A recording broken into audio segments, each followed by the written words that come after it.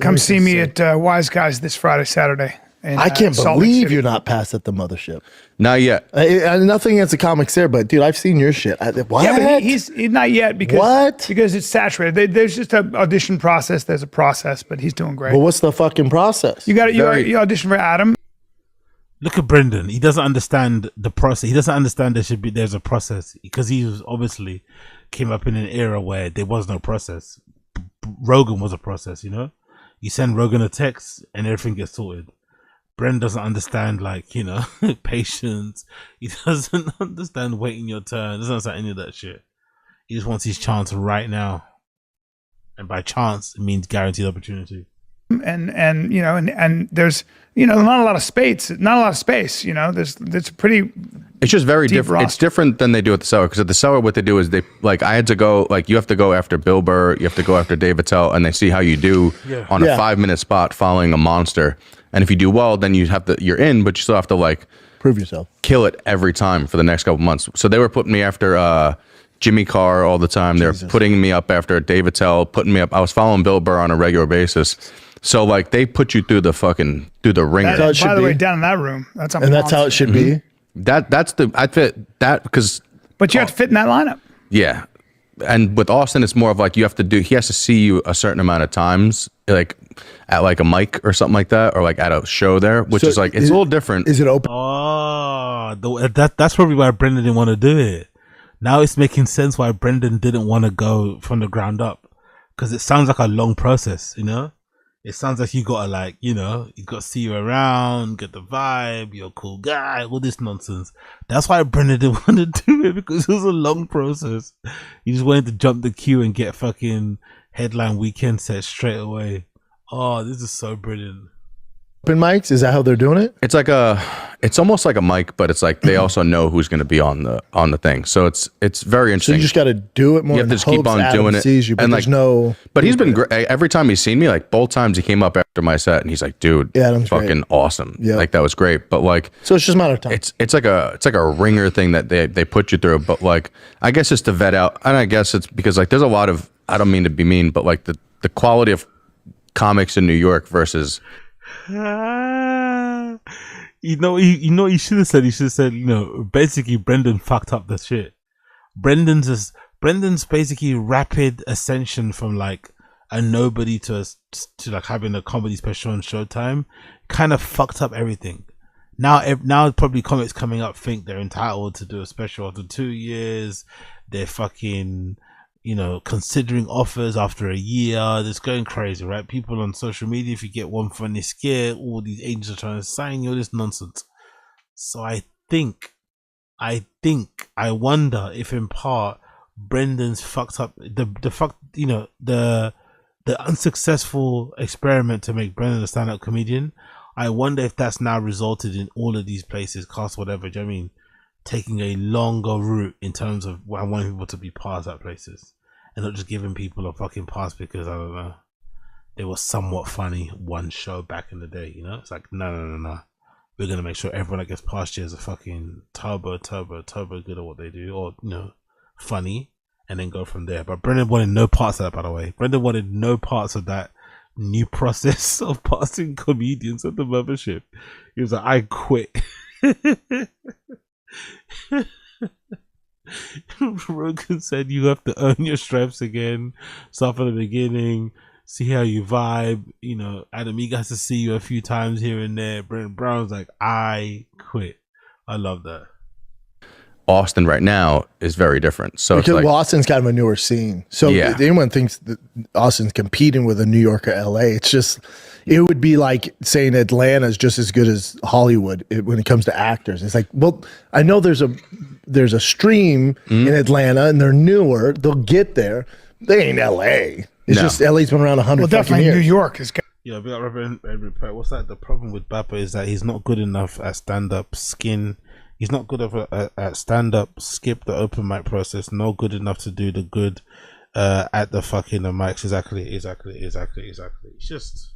just not a comedian. I think Ari Shafir's original assertion, original review of Brendan was right in the beginning, right? When he kind of not so passively aggressively said, you just can't be a comedian in your mid-30s, you know? You just can't. It doesn't happen that way. You can't just randomly wake up and just become, I'm a comedian now. Especially, it's different. Maybe I think Ari Shafi even mentioned it's different if you're like, you used to be the funny guy in class. You were the class clown. And then you want to take that, humor onto the stage. Cool. But when you're just a regular guy that you streamed or that went to college and hung out, and then suddenly you start becoming successful, and now, that reality is kind of warping around you. But yeah, these guys are fucking bizarre when it comes to this sort of stuff anyway. Fucking bizarre freakazoids. New York, you'll see someone who you've never heard of bury someone who's your favorite comedian on a regular basis. Incredible. Like people who, I would never say names, but people who are big acts come in New York, and though. just get buried by someone who has 1,000 followers on social media. It's always been that way. Always. Like the New York comics have always been better than the LA comics. They just were bad at marketing. Yeah. The LA comics, we were better at marketing. I came up in New York, so the bar was so... Look at him smiling, by the way. Look at him smiling at the fact that they were better at marketing. So you're happy that you just got away with it because you were better at fucking flooding the feed with fucking, clips from the podcast that appeared to make them look funny than what they actually were. That's hilarious, by the way. So high, with guys like Louis C.K. and fucking David Tell and you name it, that Dave Chappelle. I was doing shows in New York where Dave would be up. Yeah, big up MK. Exactly. Listen to MK in the stream chat. Like the stream if you're here. Like the stream if you're here and you're ready to rock. He was already great by then. This is 33 years ago. Dave Chappelle was great then. We would all stop and watch. But I did plenty of shows with him on the same venue. But I think it's ridiculous to compare Austin to... Because Austin is like, I feel like that's so new. Austin's the new emerging scene where like people... get there. Yeah, it's definitely getting there because some of the beasts like fucking Brian, fucking guys like, what's his name? Rogan, you got Shane Gillis. You got Ron White. Watching Ron White is like watching someone like... At 70 years old. Yeah. He's incredible. It's like watching an artist like actually like watching them paint in front of you because you're like watching them do callbacks in a 15-minute set, 3 callbacks, and you're just like, this is insane. I'm too old to even care about this, but I did a set and then I brought Ron on, and as he came on, we're at the Mothership. He looks at me and he goes, "That thing you said about buying a different kind of set cracked me up." And I was like, "Hey man, I'll take that compliment." Cool. I was like, "That's pretty cool." And just got off. He's trying to convince everyone that hates his special that he's funny. Hey guys, hey American Redact, hey everyone that hated my special. Ron White thinks I'm funny.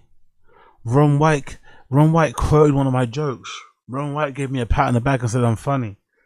Hey guys, don't be mean. Ron White thinks I'm funny. My, how the bar has fallen to the fucking absolute good ground. Damn it.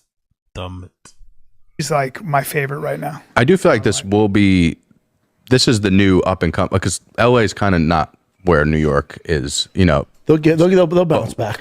But like they do have guys like Jeff Dye and stuff like that are still killing it out there. Jeff Dye moved here.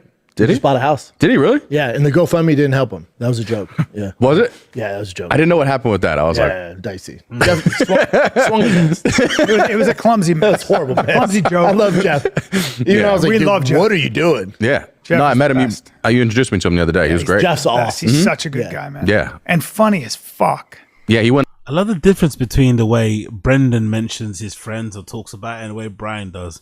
Brian doesn't really want to dwell on the negativity around the GoFundMe. Just he's great guy. And Brendan's all like really kind of like, he's discussing it like we would or I would, He's not even like showing any level of restraint with the jokes. He's just laying into, he's swinging the miss. I think you should maybe take a page out of Brian's book, about how to like cultivate relationships, save them, maintain them, whatever. Jesus Christ. Not that, Jeff Dye is some person you should be really looking out for, but still, he's clearly vulnerable in some way, shape, or form. And there's Brendan doing what he does best. Playing the role in people spiraling and then wondering why they spiraled. Love it. Went up and murdered in there. Jeff's a monster. Murderer. Yeah. That's what I will say. That club is built. I don't think there's a single person outside of Jeff Dye's friendship group that's ever said Jeff Dye's a monster in a complimentary way. I don't think there's a single person in the history of the world that's ever said, yeah, Jeff Dye's a monster when it comes to stand. Like, that's outside of the Mothership, you know? I don't think they exist. I really don't. That guy is severely unfunny. So well for stand-up. Like, I've never seen a club built better for stand-up. A Mothership? Yeah. Yeah, it's built by Rogan. And you know who had a huge significance is Louis C.K. Did he? Rogan had it set up like this, and Louis came and was like, no, you gotta do this, change this, put the seats here, change the ceiling like this. Yeah. Louis C.K., while they were building it, came in and kind of was like, nope, do this. Yeah. Yeah. So yeah, it's built by Such a comp. good job. Like real comp. I love how he thinks he's like the Rogan whisperer. Rogan don't care about you, dog. Rogan don't care about you. Yeah. It's beautiful, that main room. Life is good when you're in Fat Boy. Well, I've been doing some Fat of those, man. like I'm doing those 2 bottom of the barrel shows tonight in the small room, and I fucking love. That's like a New York. Like if anyone gets a chance to go, Hell yeah. even just see a show in the little room, It's great. It's called Little Boy. I Yeah, do it Little all the Boy. It's time. like it's like going to like a comedy. It's like Is it like the belly room at the Yes. comedy store? It's actually like the main room at the comedy It's like the cellar. OR. It's like the OR. Oh, wow. It's like a low ceiling and that's it's cool. tight. Juices, Everyone's up macchiato. close. It's almost exactly like the OR. I think that Rogan built it after the OR. Yeah, Yeah, he that's did. why. It's honestly and one of those rooms Fat that Man's like the main room. if you But there bomb was in that nothing room, like the it's Comedy like Store back in the day. Back in the day. Anyway, shut up about the Mothership. We don't give a fuck.